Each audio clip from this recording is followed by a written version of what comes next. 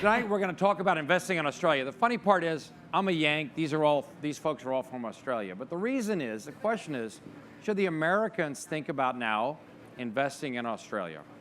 I've been in and out of the Australian community for a number of years, for 20 years. Hey, Matt. I've watched how they have, can you hear? Okay, I've watched how they have developed over the years. I actually think it now is a very good time for American funds to look down to Australia. There's things changing there. There's some new funds like Blackbird that are following more the American style of investing than what used to be the Australian style of investing. So we're going to explore this today, and in fact, I'm going to challenge our three panelists to either agree or disagree with, should Americans come down to Australia and look to invest there? Now, before I start, how many of you here are from Australia? Yay! So all the Aussies are here. How many from America?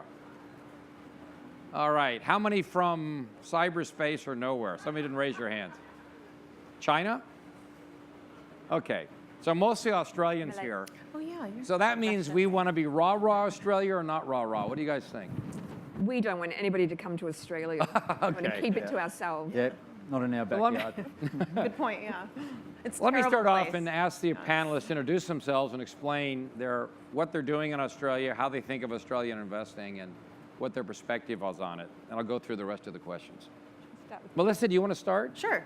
So I'm Melissa Widner. I actually am a Yank, but I've been in Australia for 9 years. I've been in venture for a long time, mostly in the US. I'm now a general partner at NAB Ventures. NAB is National Australia Bank, which is one of the 15 largest banks in the world. I'm also on the board of AvCal, which is like NBCA for Australia. So I've been quite involved in the very tiny and growing venture scene in Australia for the last 9 years.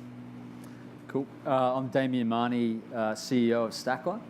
I've actually left Australia to expand our business into the United States, but we still have a very strong presence in Australia, and of course we originated the business there. A quick sort of overview of what our software does. So Stackla is effectively a content experience platform, which is discovering content predominantly from the social web. It's bringing into a centralized platform where there's a uniform taxonomy applied, and ultimately we are then our customers are using that content to then publish into various components of the marketing stack. So we're a centralized piece of infrastructure that sits in the marketing stack, finding content and then delivering content out to the tools that need it. Very good. I'm Jennifer Zanich, and I'm a 7 times entrepreneur. Raised money in Australia, US, Asia, probably about 85 million all up, and had the bi-coastal lifestyle of a development team in Australia and then having to live in the US and never being in the right country at the right time. Most recently, I designed and ran the University of New South Wales' new startup accelerator called Founder 10X for their highest potential companies coming out of the university. Okay, I'm going to ask you how you'd compare Australia to the US in venture investing. My own perspective is that a lot of the Australian funds play what I call small ball. I guess that's an American, bullpen capital baseball. It's kind of an American baseball phrase. What it means is they want the company to take the least amount of money possible and get to break even very quickly. And when those deals come over here, we go, break even, we want you to be a unicorn. But I think that's been changing. So I'd like your perspective on comparing the Australian style of investing to the American. And maybe, Jennifer, you start this time? Yeah, so most of the venture that I did raise was in the US. And in 2012, I was sent back to Australia. One of my companies was acquired. And I was sent back to Australia to manage the product and development team for a large customer. And then I went to raise venture for the first time in decades in Australia in 2012. And it was interesting, one of the very first questions out of the mouth of the investor was, when do you expect to get to profitability and when will you break even? And I nearly fell out of my chair because I hadn't heard that for over a decade of living in Silicon Valley. But that was back in 2012. I've been working with a couple of companies now raising money in Australia, and they still get asked that question. It's the mentality, I guess, of a small economy that you grow by customers and revenue. So they're quite concerned about break even and profitability more so than in the US mentality. So it is a limiting question, and it limits how entrepreneurs behave and act. Yeah, I think that I would tend to agree with you, Duncan, in that the risk appetite, particularly when we were raising capital 5 years ago, was quite low amongst Australian investors. I think that it is starting to change, and I feel as though that they are willing to take a risk if you can see a global opportunity for your business, and they understand that you have to set up a beachhead, particularly in San Francisco, as we did. It's not a cheap exercise. But the constant drive towards profitability is definitely a recurring theme amongst investors, which I don't think is necessarily a bad thing. I think that one of the nice dynamics, particularly with Australian businesses, is it is customers before capital, and I think that mindset is a really great basis upon which to build the foundation for a strong and accountable business. But ultimately, money needs to be spent to make money, and I think that there is a level of nervousness once the burn rates start to climb, and there's not an immediate sort of return on that investment. I think that Australian investors require a little bit more patience, and they can certainly take a leaf out of the US investment mantra in that let's not worry about the balance sheet too much. Let's worry about acquiring customers, building value into the business, and once we're at a certain scale, then let's sort of focus on those other things. Well, before we get to Melissa, when you came over here, did you see a different attitude in terms of growth than when you were in Australia only? Oh, absolutely. Yeah, it was. I must admit, I think that the way that we were pitching our business was completely wrong. The vision that we were talking about was nowhere big enough to really excite US investors. So we had to change that. We had to make sure that we're just simply talking in the same terms, really being able to articulate the key metrics of the business in the way that they wanted to see them presented was another key learning for us. But I think that ultimately, we've learned a lot, and validating our business and product market fit in this market was critical, and I think that they're a lot more receptive to our story now. Okay, Melissa? Well, I think it's changed a lot. So I moved to Australia in 2009, and there was not a lot going on in venture. The GFC, the global financial crisis, was, right in full swing, and it's changed a lot over the last 9 years. So just some stats. In 2010, there was about $132 million in venture capital raised by venture capital firms, not invested, but venture capital firms in the whole country. So that's tiny. Last year, there was $1.5 billion. So how that compares to the US on a per capita basis, if you go back 5 or 6 years ago, the US on a per capita basis raised $24 for every $1 that was raised in Australia, and today it's 7 to 1. So it's come up, but it's still really small. In terms of Australians being more risk averse and really pushing towards profitability, it's really interesting. I'd never been in. I worked in venture. I ran a startup in Silicon Valley, and then I worked in venture since '99 in Seattle. And I never had conversations about like EBITDA or when are you getting to profitability. And when I went to Australia, it was kind of cool to have those conversations, actually. I thought, wow, that's because my first business was an industrial supply business, and we cared about those things. But then you realize it comes at the expense of growth.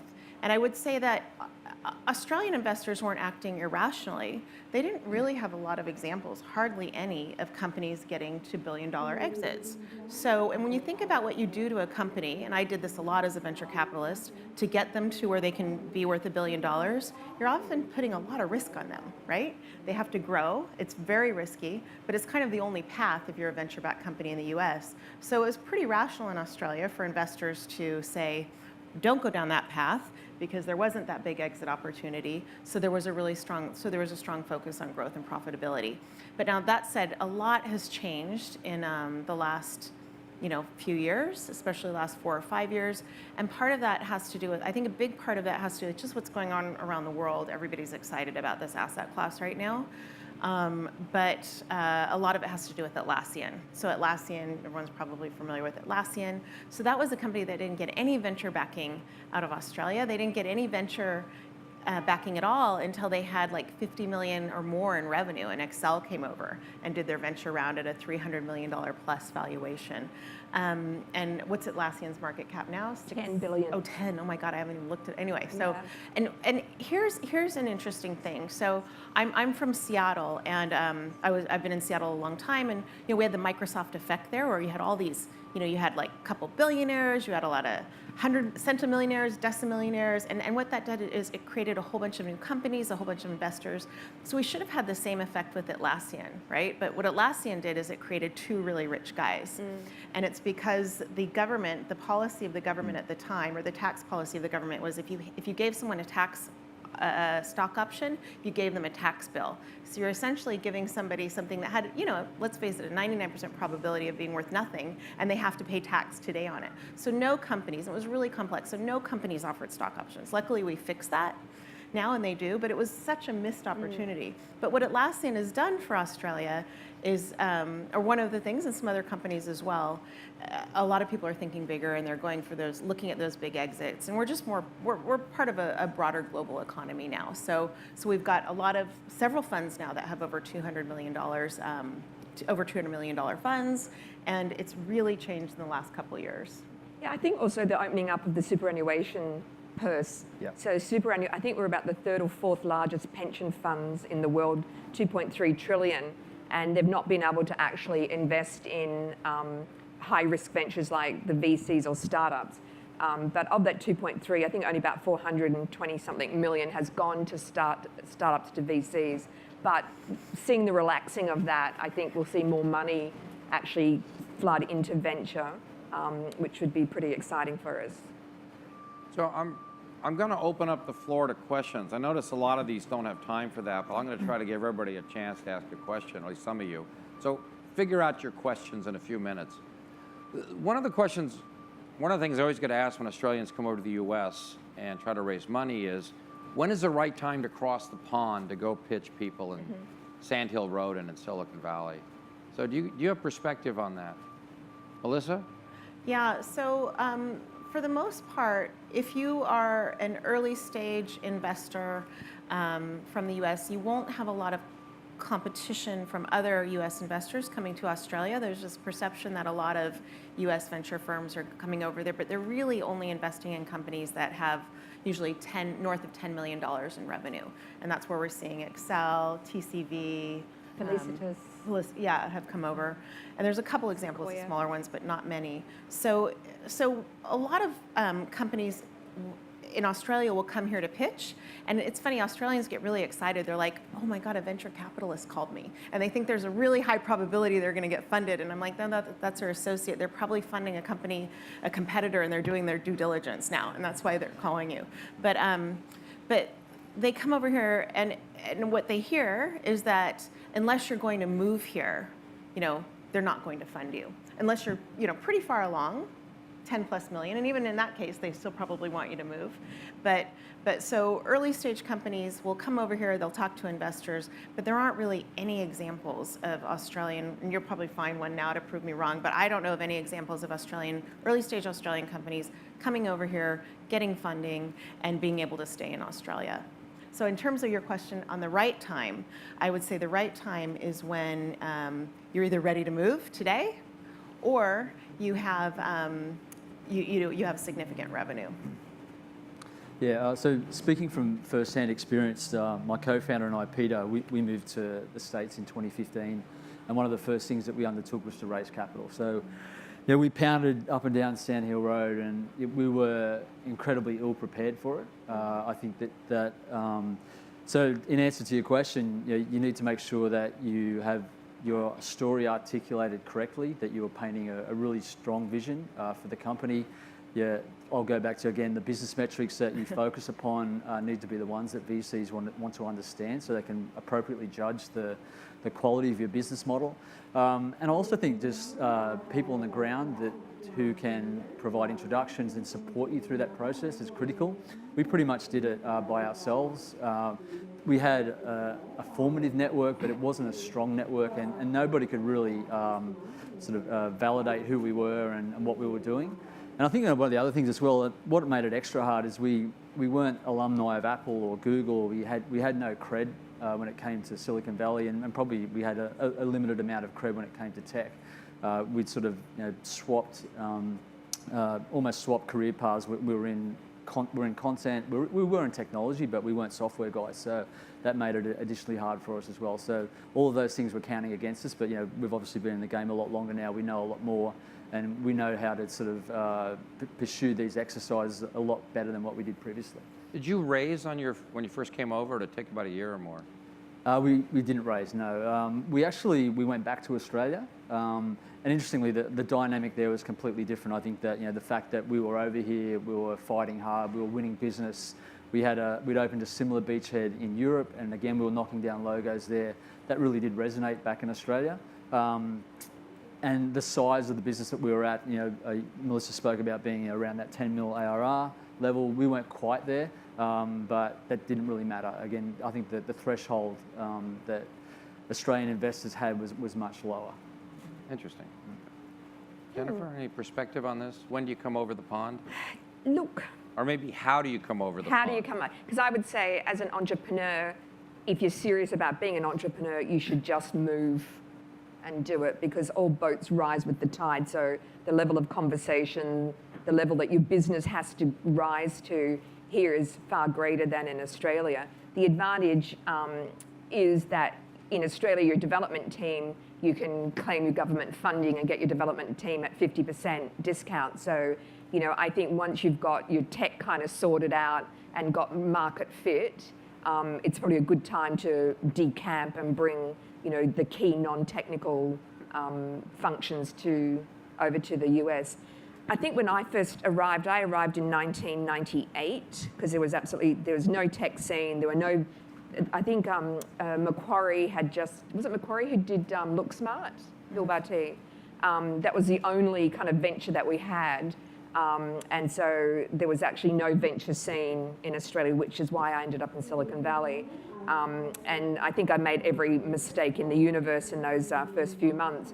But I think the key thing that Australians coming over today don't understand or think about is how competitive it is, that you've just come from Australia and yet the US is full of so many other companies, and they don't seem to be very good at doing competitive analysis and really understanding who they're competing against. They just kind of like bumble in and don't pop their head up and look around at the radar. So I think we could certainly educate them a lot better to come over to the US better equipped. There's far more networks now, and there's so many accelerators like the StartMate guys, etc., who have got good networks now over here to the US. So I think it's a lot easier to come across, and there are safe hands here if you do want to come across and learn the ropes pretty quickly, instead of like bumbling around in the wilderness like we used to do. So I would encourage people to come a lot sooner. Yeah. And to Jennifer's point, just with our experience, that your point about competitors and understanding who was in the landscape was critical for us, because I think that a lot of the potential investors that we'd spoken to had already made a bet in that our vertical or adjacent verticals, and weren't necessarily looking to make a second or double down on that vertical. They were just in a wait and see mode to see, as you say, who was going to rise to the top. So understanding that's very important in your capital raising strategy. So just a comment, my own experience has been the teams come over and the American funds will discount Australian revenue quite a bit. If it's consumer, they won't, because it's usually anywhere in the world. But if it's B2B, it's like, okay, you have a home court advantage. Prove you can do it in the States. And I've seen some companies come over here and fall, what's the phrase, flatten their arse? Anyway, they are unable to manage sales in the US. So that's one thing. You should have sales here to start with. The other is they come over thinking, hey, so many venture funds, I'll raise money in a week. And it's, no, you won't. Even American companies can't raise money in a week. Why can you? So I want to turn it around, which is if an American fund, and I hope there's some here, want to go to Australia, where is Australia world-class in technology? Where would you say, come to Australia to look for these type of technologies? So Melissa, you're from the fintech world. Fintech, of Okay, course. it's fintech. Yeah. But that said, our portfolio, the 10 companies in our portfolio, 3 of them are in North America. So when we're looking for later stage, we tend to be going outside of Australia. But what Australia does have that's really interesting in fintech, a lot of you are Australians, so you know this, but 4 of the 20 largest banks in the world are there. They're really innovative, a lot more innovative than the American banks. And when I first moved to Australia, I tried to write a check to the plumber, and he was like, "What the hell is this? You know, you haven't seen one of those in 10 years." I mean, they're, you know, you tap and pay. So, and I think one of the reasons that banks are more innovative is they're very profitable, so they have money to innovate. It's kind of an oligopoly, and it's easier to get things done when there's only 4 in a market. So it's a great place if you're a fintech company that needs to partner with big financial institutions. It's a lot easier to do it there. You have financial institutions that are really, I sound self-serving here, but very forward-looking and you know, willing to work with startups. So I think fintech is a good area. Biotech, a lot going on, and especially medical devices. You know, both Cochlear and ResMed came out of Australia. Ag tech, 8 of the 10 largest farms in the world are in Australia. So you two, anything to add? Any particular technologies? Well, clearly marketing tech. And marketing tech, yeah. Yeah, well, having just run the university program, and we took the 10 highest potential companies, and these people had graduated within 5 years, and sort of not having been immersed in the university before, it was absolutely gobsmacking, there's a good Australian word, to me, just how the deep tech that does exist in Australia. So we've got some great, we now have a space program again for those that have been keeping up with it. So recycling all out. So we're going to do some really awesome things in space, and we are already doing some awesome things in space. We've got one of the top engineering schools, so we're producing some great engineers in a whole range of disciplines. So I think it's kind of going to be watch this space, because the scene's definitely, like, you know, since I've been back since 2012, there is a scene now, and you can feel the momentum. And I used to go to the Google female entrepreneur startup events, and it'd be like 3 of us, and now there's like 400 people. And so the tech scene, so I think we're going to see some really, really interesting stuff starting to come out. VR, pretty big in VR. Very good. Yeah. And Jen said this earlier, but the R&D tax credit, so the government is really the largest venture capital fund in Australia, and it's non-dilutive. So essentially, they just give you a check, like an actual check, although we don't use checks, but you know, they deposit the money into your account for 46% of what you spent on R&D. So it's great, and now you can borrow against that money. You can get it early. Yeah. And you know, developers over here are super arrogant, right? Are some of you guys developers? You've ever hired developers? And they move around a lot. They're not loyal. So there's great tech talent in Australia. They're loyal. They cost less, and the government pays almost 50%. They give 50%. So it's a great place on the tech side. On the management side, it's a little tougher, because what makes a deep bench, you know, what makes for deep bench management? Those are people that have had a lot of experience in startups and preferably a lot of exits, and there just aren't as many of those in Australia as there have been in the US. So we are starting to see them come back, which is Yep. good. And or Yep. we've got, with Google and Facebook and whatever, we've got people in Australia that have made some kind of net worth. And so we're starting to see them put it back into the startup scene. So it's been great to actually have large campuses from large multinationals established there and start to distribute some of the wealth around. And that's also, we're getting, I was actually surprised the number of angels and mentors and people that we are getting into the tech scene now. So it's an awesome place, great beaches, avocado toast. So I'm going to ask The food is great. one question from the group, but I want to ask one, before you do that, one thing. So Daniel Darling here, so would it make sense for you to invest in a fintech company in Silicon Valley and then send them down to Sydney, where they can work some of the 4 banks and the talent down there? That way they're already pre-funded. You don't have to deal with the venture community down there. What do you think? I'm biased because my fund exclusively invests in the US from Australia, so I'm like the reverse of you guys. But I actually just did my first angel investment in Australia, an Australian company, just because I saw it as a unique opportunity that had to come out of Australia, a very Australian first business, but a global perspective of what it can do. So I'm very bullish about eventually going back and operating that market. At the moment, my LP.